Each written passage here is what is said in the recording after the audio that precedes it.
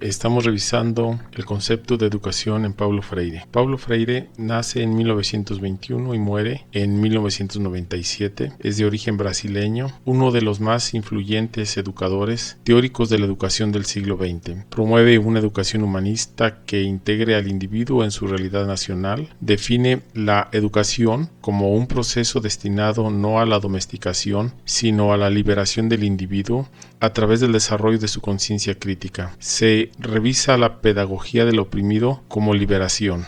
La pedagogía del oprimido, que busca la restauración de la intersubjetividad, aparece como la pedagogía del hombre. La educación sistemática, que solo puede transformarse con el poder, y los trabajos educativos que deben ser realizados con los oprimidos en el proceso de su organización. La pedagogía del oprimido, como pedagogía humanista liberadora, tendrá pues dos momentos distintos aunque interrelacionados. El primero, en el cual los oprimidos van descubriendo el mundo de la opresión y se van comprometiendo en la praxis con su transformación. Y el segundo, en que una vez transformada la realidad opresora, esta pedagogía deja de ser del oprimido y pasa a ser la pedagogía de los hombres en proceso de permanente liberación. En cualquiera de estos momentos será siempre la acción profunda a través de la cual se enfrentará culturalmente la cultura de la dominación.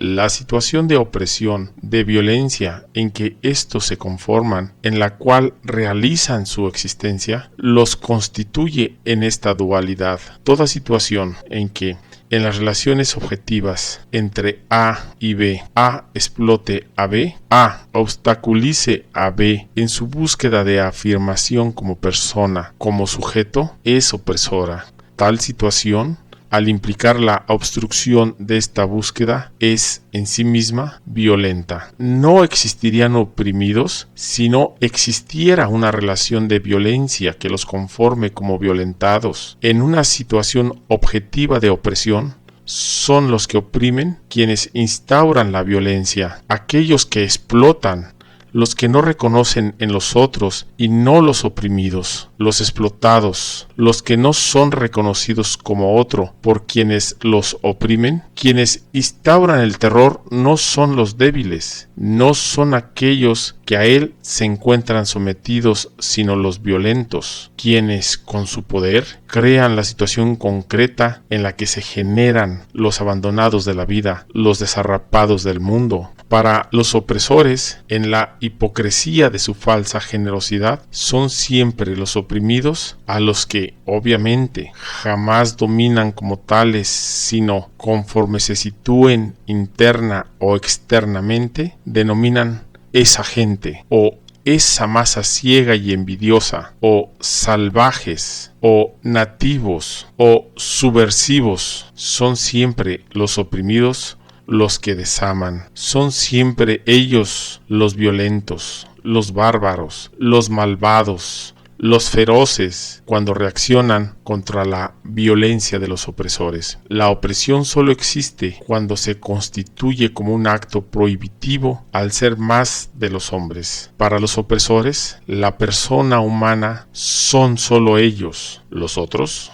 son objetos, cosas. Para ellos solamente hay un derecho, su derecho a vivir en paz, frente al derecho de sobrevivir que tal vez ni siquiera reconocen, sino solamente admiten a los oprimidos. Y esto porque en última instancia es preciso que los oprimidos existan para que ellos existan y sean generosos. La conciencia opresora no se puede entender así, al margen de esta posesión directa, concreta y material del mundo y de los hombres. De ella, considerada como una conciencia necrófila, Fromm diría que sin esta posesión perdería el contacto con el mundo.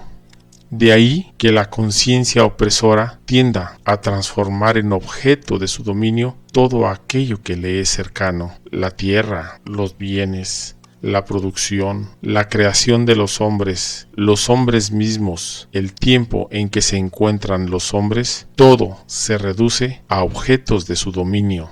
En esta ansia irrefrenable de posesión, desarrollan en sí la convicción de que les es posible reducir todo a su poder de compra. De ahí su concepción estrictamente materialista de la existencia. El dinero es, para ellos, la medida de todas las cosas y el lucro, su objetivo principal. Esta violencia, entendida como un proceso, pasa de generación de opresores a otra y ésta se va haciendo heredera de ella y formándose en su clima general. Clima que crea en el opresor una conciencia fuertemente posesiva del mundo y de los hombres. Es por esto por lo que, para los opresores, el valor máximo radica en el tener más y cada vez más, a costa, inclusive, del hecho de tener menos o simplemente no tener nada de los oprimidos. Ser para ellos es equivalente a tener, y tener como clase poseedora. Tener más en la exclusividad ya no es un privilegio deshumanizante o inauténtico de los demás y de sí mismos, sino un derecho inalienable, derecho que conquistaron con su esfuerzo, con el coraje de correr riesgos. Si los otros, esos envidiosos, no tienen, es porque son incapaces y perezosos, a lo que se agrega todavía un mal agradecimiento injustificable frente a sus gestos de generosidad. Y dado que los oprimidos son malagradecidos y envidiosos, son siempre vistos como enemigos potenciales a quienes se debe observar y vigilar. Si te gustó, dale like, comparte y suscríbete.